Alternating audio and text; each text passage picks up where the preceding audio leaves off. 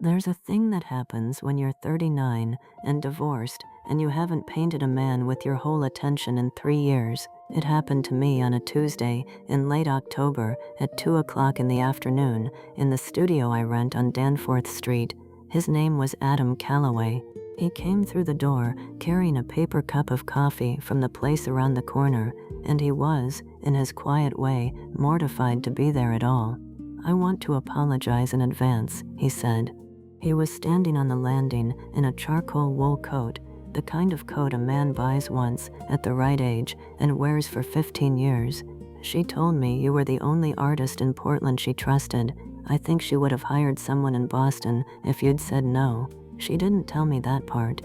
She's good at editing." He stepped inside. He looked around the studio the way a man looks at a room he hasn't been told the rules of yet. North-facing windows, original brick, a kerosene heater muttering in the corner. Above the daybed, against the far wall, hung a canvas of my sister Leela that I should have moved before he came. I hadn't moved it. Too busy washing brushes was what I'd told myself. The wooden chair by the north window was where I asked him to sit. He sat. He set the coffee down on the floor beside him with a small, careful motion, like a man putting down a sleeping animal. I had to ask him to take off the coat, the line of the shoulder I needed. "Ah," he said, and then he didn't move for a second, maybe two. It was the smallest, the kind you'd miss if you weren't watching for it, and I was watching for it because I always watch for it. That's the job. He took the coat off. He folded it once and laid it over the back of the chair. Under it he was wearing a soft blue button-down, the cotton washed thin at the cuffs. I started sketching, charcoal on prepared linen, fast strokes for the head position. He had a face that didn't quite know what to do with being looked at. That's a problem with men who think looking is something women do at them rather than with them. "How long do these usually go?" he said. 2 hours, twice a week, about 6 weeks for an oil portrait this size. 6 weeks of Tuesdays and Thursdays. That's the math." He smiled at that. It was a small smile, the kind that closes a deal rather than opens one. The charcoal kept moving. The painter in me had been at this long enough to know what I was looking at when his eyelids softened the way they did when I told him to hold still. That was something I hadn't seen on a sitter in 3 years. I didn't mention it. The charcoal kept moving across the linen, the way you keep moving when you've stepped on something in the road and you don't yet know if it's been killed. The light through the north window was already going blue at the edges. Late October in Portland gets short fast. I told him we were done at 4. He stood up, put the coat back on, drank the last of the coffee that had gone cold on the floor, and walked out of the studio without saying goodbye in any complicated way. The door clicked behind him. I stood in the middle of my own studio, holding a piece of charcoal in my left hand and a rag in my right. For a while I didn't move. The thing I want you to know is that I knew already, not all of it, but enough. He came back Thursday, 2 o'clock again, different shirt this time, a pale gray Oxford, still washed soft, the kind a man keeps because it's earned its place in the rotation. Same wool coat. He didn't bring coffee. By then he'd figured out that I wouldn't drink it during a sitting and that letting it go cold on my floor felt like a small failure. "How was your week?" I said. "Long. We're finishing a 38-foot lobster boat for a man in Vinyl Haven. The owner has opinions. How was yours?" "Quiet." "Quiet good or quiet bad?" "Just quiet." He sat in the chair. I took the wool coat from him without him asking. That part I decided to make faster on both of us this time. He noticed I was using my left hand to handle the brush and my right hand to take his coat. The noticing got noticed. You spend enough years being looked at by sitters, and you learn to sense what's looking. He was reading. I painted for the first 40 minutes without saying much. He looked at the wall to my right because I'd asked him to, the angle giving me the 3/4 view I needed for the underpainting. Outside the window, the maple on Danforth had lost most of its leaves in the wind we'd had over the weekend. The light through the glass was already shorter than it had been on Tuesday. Halfway through, he asked about the canvas on the east wall. "That's a beautiful portrait," he said. Same hair as yours. That's my sister. Does she live in town? No. He waited. I'd expected him to push. He didn't. He let the answer sit in the air, the way a person who knows about silences lets silences sit. The brush went back to work. After a while he said, I noticed you paint with your left hand and write with your right. Does everyone do that, or is it a you thing? It's a me thing. My grandmother made me hold a pencil with my right hand when I was 4 because she thought left-handed children were unlucky. The hand I draw with chose itself later. Smart hand, stubborn hand. He laughed at that. It was a real laugh, not a smile. A sitter hadn't laughed for me in a long time, and one hadn't felt safe enough to laugh first and even longer. I kept that observation to myself, but I logged it. Women log these things. We tell ourselves later that we didn't. The brush moved across the line of his jaw. The trimmed beard came up brown and silver at the angle I had him in, the salt catching the light from the north windows. Before he arrived this week, I'd told myself I would paint him exactly the way I would paint any commission, plain, honest, no flattery, no projection. By 2:40 I'd broken that promise to myself twice. The shadow under his eye came up softer than it had on Tuesday. The curve of the mouth came up slower. A more honest painter would have noted what that meant. I was not, that day, willing to be a more honest painter. When the sitting was done, he stood, put on the wool coat, and paused with his hand on the doorframe. Same time Tuesday, he said. Same time Tuesday. He left. The door clicked. I stood at the easel and looked at what I'd done. It was good, too good. The way work is good when you're paying attention to a thing you haven't let yourself pay attention to in a long time. The daybed took my weight, and I looked at the canvas of Leela on the east wall for a long time. Then I got up and washed brushes. Wendell came by Friday morning.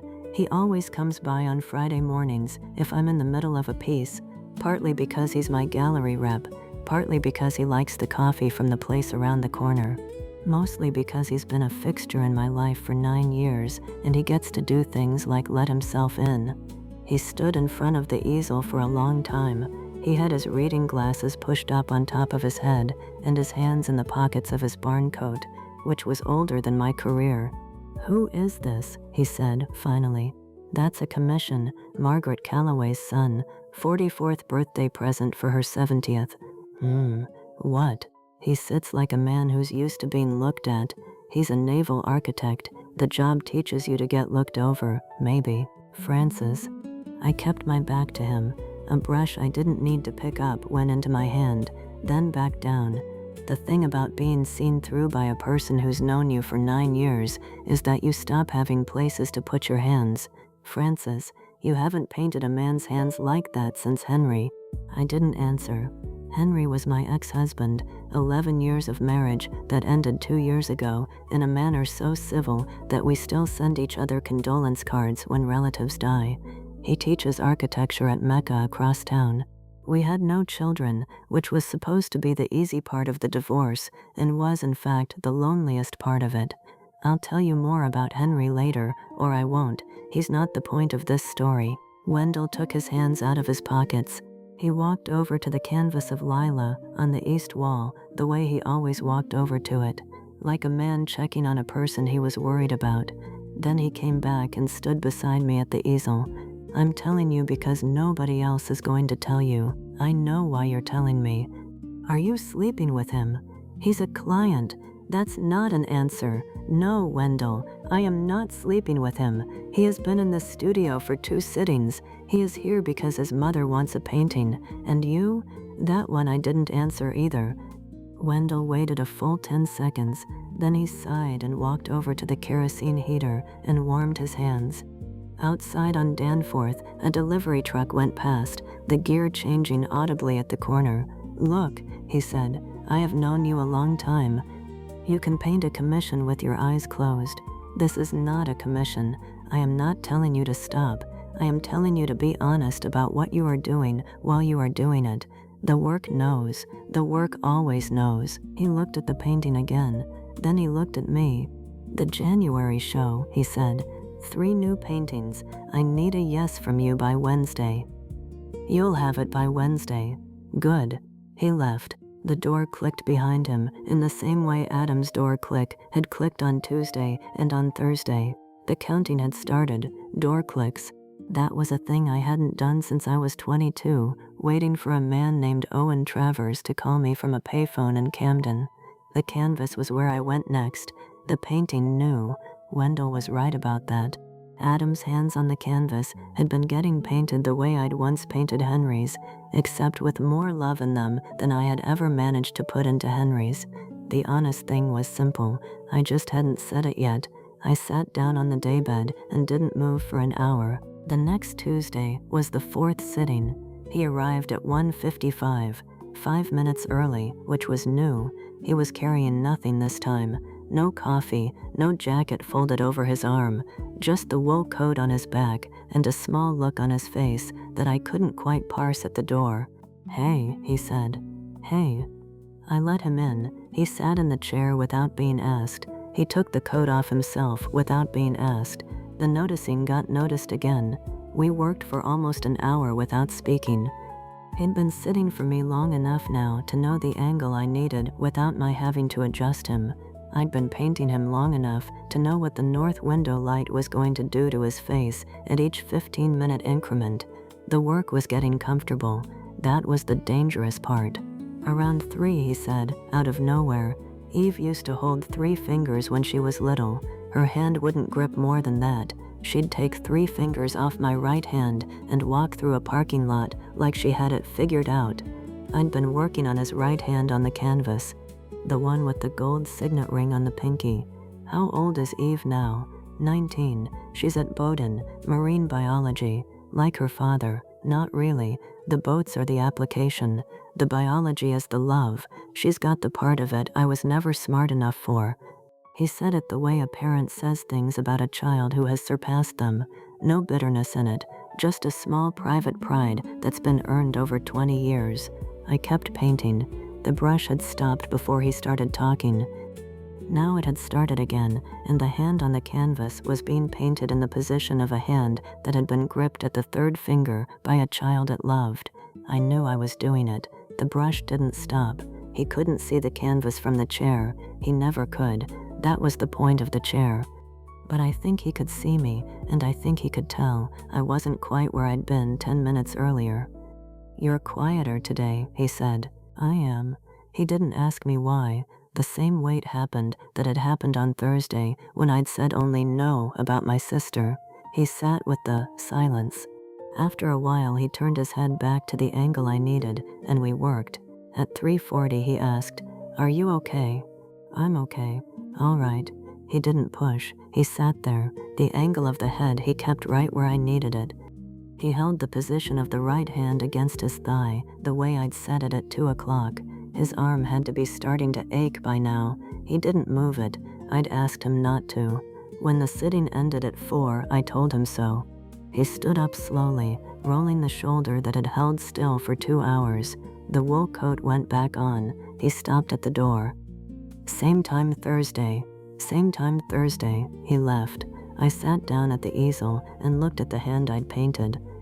The fingers were curved at the exact angle a small girl in a parking lot in 2007 might have gripped them. The picture had taken that in.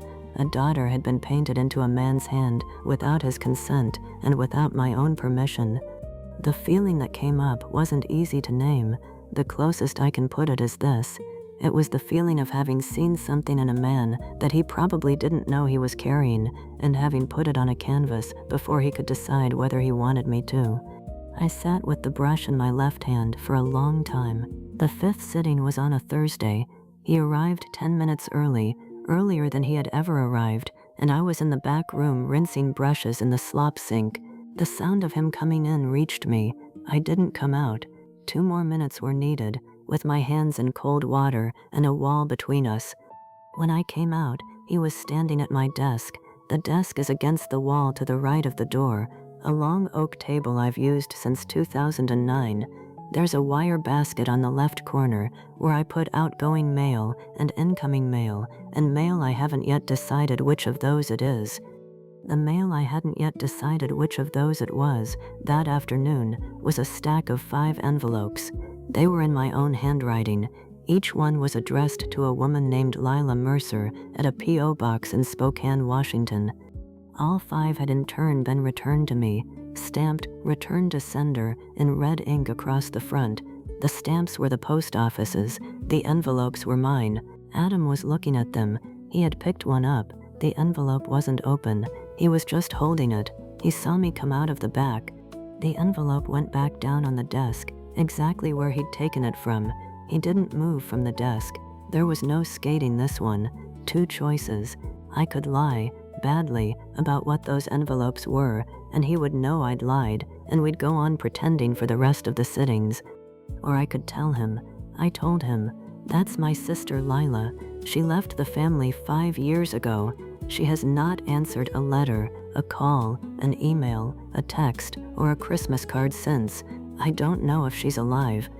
A portrait of her is what I paint once a year, and I photograph the painting, and I send the photograph to her last known mailing address in Spokane. The envelopes come back, all of them. He was quiet. His eyes went to the envelope, then back to me. All of them. Every one. 5 years. Why? Because I am out of other options, and I am not ready to stop trying. He nodded once. Not the way people nod when they're looking for the next thing to say. The nod was the kind a person gives when they've heard something and they're going to sit with it before they say anything back. "I'm sorry I saw that," he said, eventually. "I'm not sure I am." He looked at me for a long moment. Then he picked up his coat from the chair where he'd laid it. He didn't sit for the painting that afternoon. He nodded at me once, the way he'd nodded at the envelope, and he walked out of the studio. The door clicked. I stood at the desk and looked at the envelope he'd touched. The corner where his thumb had been was slightly bent. I straightened it. Then I sat down in the wooden chair he'd been sitting in for 5 weeks now, in the position I'd been painting him in. My own right hand went into my own left hand. I tried to feel what I'd just done. The thing I hadn't shown Henry, I had shown him. Henry would have asked me to stop sending the envelopes. Adam had not. That was a sentence I let myself say out loud, into the empty studio, because saying it where no one could hear it was the only way I could think of to say it at all. His chair held me until the light through the north window went all the way blue. The 5th sitting was on a Thursday.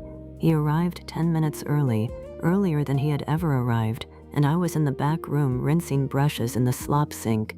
The sound of him coming in reached me. I didn't come out. 2 more minutes were needed, with my hands in cold water and a wall between us. When I came out, he was standing at my desk. The desk is against the wall to the right of the door, a long oak table I've used since 2009. There's a wire basket on the left corner where I put outgoing mail and incoming mail, and mail I haven't yet decided which of those it is. The mail I hadn't yet decided which of those it was, that afternoon, was a stack of 5 envelopes. They were in my own handwriting. Each one was addressed to a woman named Lila Mercer at a P.O. box in Spokane, Washington. All 5 had in turn been returned to me, stamped "Return to Sender" in red ink across the front. The stamps were the post office's. The envelopes were mine. Adam was looking at them. He had picked one up. The envelope wasn't open. He was just holding it. He saw me come out of the back. The envelope went back down on the desk, exactly where he'd taken it from. He didn't move from the desk. There was no skating this one. 2 choices. I could lie, badly, about what those envelopes were, and he would know I'd lied, and we'd go on pretending for the rest of the sittings. Or I could tell him. I told him, "That's my sister Lila. She left the family 5 years ago. She has not answered a letter, a call, an email, a text, or a Christmas card since. I don't know if she's alive." A portrait of her is what I paint once a year, and I photograph the painting, and I send the photograph to her last known mailing address in Spokane. The envelopes come back, all of them. He was quiet. His eyes went to the envelope, then back to me. All of them. Every one. 5 years. Why? Because I am out of other options, and I am not ready to stop trying. He nodded once. Not the way people nod when they're looking for the next thing to say. The nod was the kind a person gives when they've heard something and they're going to sit with it before they say anything back. "I'm sorry I saw that," he said, eventually. "I'm not sure I am." He looked at me for a long moment. Then he picked up his coat from the chair where he'd laid it. He didn't sit for the painting that afternoon. He nodded at me once, the way he'd nodded at the envelope, and he walked out of the studio. The door clicked. I stood at the desk and looked at the envelope he'd touched. The corner where his thumb had been was slightly bent. I straightened it. Then I sat down in the wooden chair he'd been sitting in for 5 weeks now, in the position I'd been painting him in. My own right hand went into my own left hand. I tried to feel what I'd just done. The thing I hadn't shown Henry, I had shown him. Henry would have asked me to stop sending the envelopes. Adam had not. That was a sentence I let myself say out loud, into the empty studio, because saying it where no one could hear it was the only way I could think of to say it at all. His chair held me until the light through the north window went all the way blue. The 6th sitting was on Tuesday, 2 o'clock. He came through the door with the same wool coat and a slightly different look, not nervous exactly, more like he had been thinking on the way over, and the thinking had not quite resolved itself. "Hi," he said. "Hi." He sat in the chair. He took the coat off. I took it from him and hung it on the hook by the door.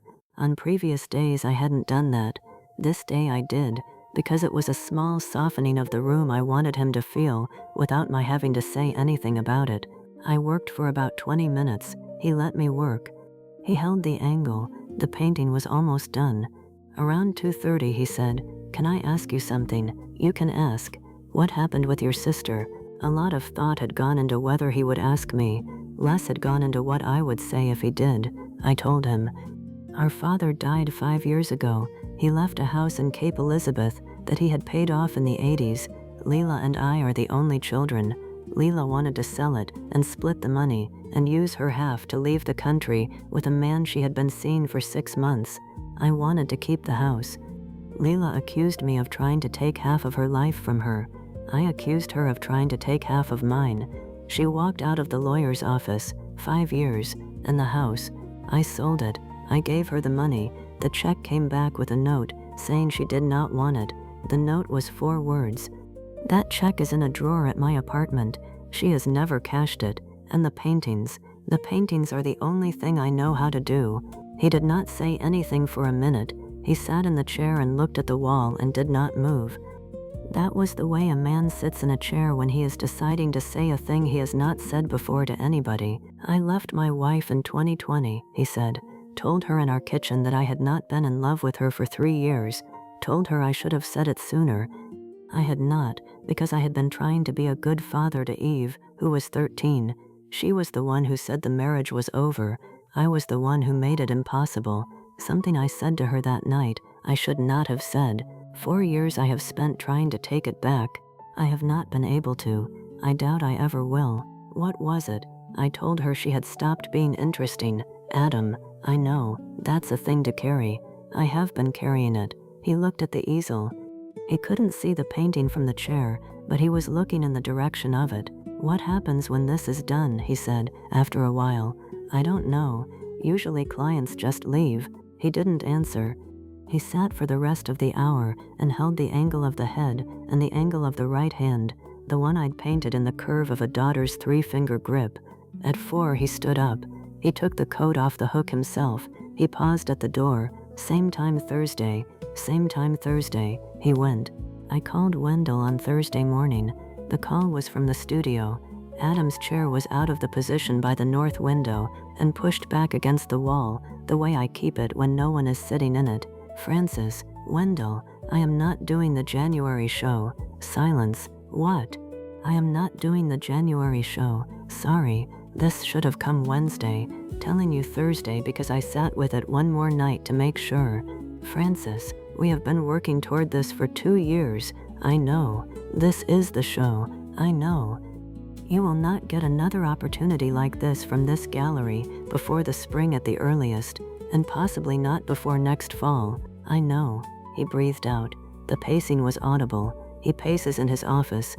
Every time I've ever called him with anything difficult to say in 9 years, he's paced. A path has worn into the rug behind his desk. "Why?" he said. "I need to do one thing well right now, not 3 things half well." Frances, what is the one thing a man? The answer didn't come fast. I let him hear me thinking about whether to lie. The lie didn't come. Lying to Wendell about anything that mattered has never been a thing I could do, partly because he raised me into the painter I am, and partly because lying to him would feel like lying to a confessor. It is a painting, I said, of a man, and then we will see, and then we will see what? Wendell, I am not asking your permission. You do not have the painting you thought you had on the schedule. The deposit on the catalog printing, I will pay back. I do not give a damn about the deposit on the catalog printing. I know. He hung up on me. He's hung up on me twice in 9 years. The first time was when I told him I was getting divorced from Henry. This was the second. The shape of his anger I knew. He wasn't angry that I was saying no. He was angry that he could hear in my voice that I was already on the other side of the decision. There I stood, in the middle of the studio, with the phone in my left hand and the wool coat I'd hung on the hook, still on the hook from Tuesday. Adam was due at 2. It was 11. 4 hours were left to figure out who I was going to be when he sat down. The easel was where I went. A small flat brush came into my hand. I mixed an ochre and a raw umber and a touch of cadmium into a working color, the size of a thumbprint on the palette. Then back to the right hand on the canvas, the one with the signet ring. The underpainting on it was what I'd been wanting to finish for a week, and hadn't, because I'd been waiting for the chair to be empty now, and so the hand on the canvas began to look like the hand it was. The light went through the windows the way it goes through the windows in November in Maine, slowly, without complaint, at an angle that lets you see what color a thing actually is.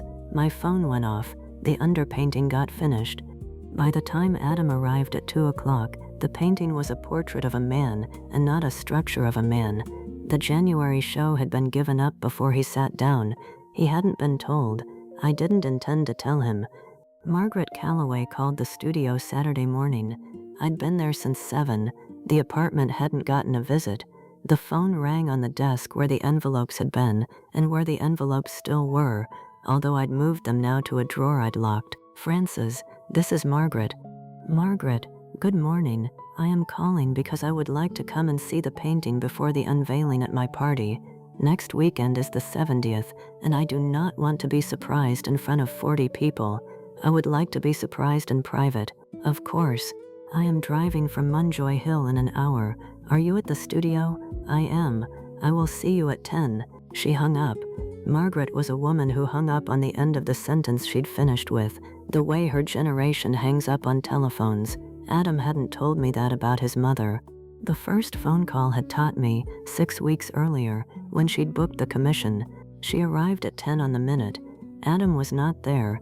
He hadn't been there since Tuesday. There hadn't been time to tell him his mother was coming. Margaret took off her coat and laid it across the daybed. She was a small woman with a straight back. Adam's eyes were on her face, and Adam's hands at the ends of her wrists, both of which I hadn't noticed in the first phone call. She walked to the easel without asking permission. Then she stood in front of the painting. She did not say anything for a long time. I counted 3 minutes. A painter knows that 3 minutes of silence in front of a portrait is a very long time. It's either the silence of a person about to be angry or the silence of a person about to cry. Margaret did neither. She turned. She looked at me. He has not looked like this in 7 years, she said. Not when he was happy in his marriage, not at his daughter's high school graduation. He did not look like that when she got into Bowdoin, not when the firm closed the contract on the harbor tug last spring. What did you do, Frances? I had thought about what I would say if she asked me. I had thought I'd have more time to prepare, more time I did not have. I don't know yet what I did, I said. I would like to find out. She looked at me for a long moment. Her face did not change. She was not a woman whose face changed unless she let it. All right, she said. She put on her coat. The purse came up off the daybed. She walked to the door. At the door she turned, with her hand on the frame, in the exact position Adam stood in when he said same time Thursday. The thing I want you to understand about being looked at by a woman who has waited 70 years for the right thing to say is that you stop being able to lie even by accident. You will not hurt him, she said. Not a question, not an order. Just a sentence she was saying out loud to make it true. I will not try to. That is not the same thing. I know. She nodded once. She let herself out. The door clicked. I stood at the easel. The painting was what I looked at. Adam looked back from the canvas at the woman who'd painted him. Which is to say, at me. Which is to say, at a Frances I hadn't known I'd been showing him for 6 weeks. Tuesday was the final sitting. The aim was essentially done. I was doing the last touches, the highlight on the signet ring, a smaller darkening at the corner of the right eye, then the warm undertone in the place where the throat meets the collar of the blue button-down he was wearing again that day, the same one as the first sitting. I noticed and didn't mention. He sat, the angle held. He didn't say much at first. Around 3 I said it. Your mother came to see the painting on Saturday. He turned his head. He couldn't see the canvas, but he turned his head toward me at the easel. She came to see it, she asked. I said yes. What did she say? I told him. Exactly what she'd said about him not having looked like this in 7 years. What she had asked me, what I had answered. He didn't say anything for a minute. Then he stood up from the chair. He'd been holding still for an hour, and his shoulder had to be cramping, and he stood up anyway. Across the studio he walked, to the easel. He stood next to me. For a long time he looked at the painting. He looked at the eyes first, then the mouth. After a moment, the hand on the thigh with the signet ring, back to the eyes. She's right, he said. I didn't say anything. He turned to face me. He didn't touch me, about 1.5 feet between us, the way a person stands when they're about to say a thing they need the other person to hear, without anything else getting in the way. I have not looked at anyone the way I look at her on that canvas since I was 25, he said. 44 years old. I have a daughter at Bowdoin, a marriage I ended badly. I have spent 6 years not looking at anyone like that, and I had thought I had probably used up the part of me that does. I would like to keep coming here, even when the painting is done. Even if there is nothing for me to sit for, I would like to find out what we are doing. Adam, I know it is a lot. There's a sister whose house I sold, and I have been mailing the photographs to Spokane for 5 years. I am not a person you are coming to with a clean slate. Same here. I am not a person who is coming to you with one. I reached for his hand. Let me be honest with you about that reach. I had wanted to do it for 3 weeks. The wanting had started the day his daughter's 3-finger grip came up in conversation. His hand had come into the painting that afternoon as the hand of a father. By the time I'd noticed, I'd been painting it the way you paint a hand you would like to be held by. The wanting had been the simple part. What I'd been deciding was whether to act on it. Then Margaret had stood in my studio and named the thing for both of us, and the deciding stopped being mine alone. That hand I'd been painting for 6 weeks. I knew the width of the palm, the place where the scar curled at the base of the index finger. I knew the weight of the signet ring on the right pinky, and the temperature of skin that had been held still in the cool air of a north-facing studio for 2 hours. I took his hand. He didn't move. He let me take it. I leaned in. He leaned in. The kiss was brief, 3 seconds, maybe 4. It was the kind of kiss 2 people in their 40s give each other when they have both already decided. I stepped back. My hand went to the edge of the easel because I needed something solid that wasn't him. We have to get this dry by Saturday, I said. He laughed once with a small surprised sound, and the line of his face at that moment was the line I'd been painting for 6 weeks. The painting on the easel was finally true. Margaret's party was Saturday evening at the clapboard house on Munjoy Hill. I'd driven the portrait over in the back of my Subaru, wrapped in 2 clean drop cloths and braced against the back seat, the way I have transported every important painting I've ever delivered. Adam had offered to carry it in. I let him. The unveiling was at 7. Margaret had set up an easel in her front room, the same kind of easel I have at the studio. I noticed and didn't ask about it. 40 people, friends, Adam's daughter Eve, in a black sweater with her father's eyes, a cousin from Belfast, 2 neighbors from the next house over, Wendell, whom Margaret had invited without telling me, the way Margaret did things. The painting came off the cloth. Margaret cried. It was brief. She composed herself the way women of her generation compose themselves, with a single small touch to the corner of the eye and a swallow. She didn't say anything about it in front of the 40 people. That was for later.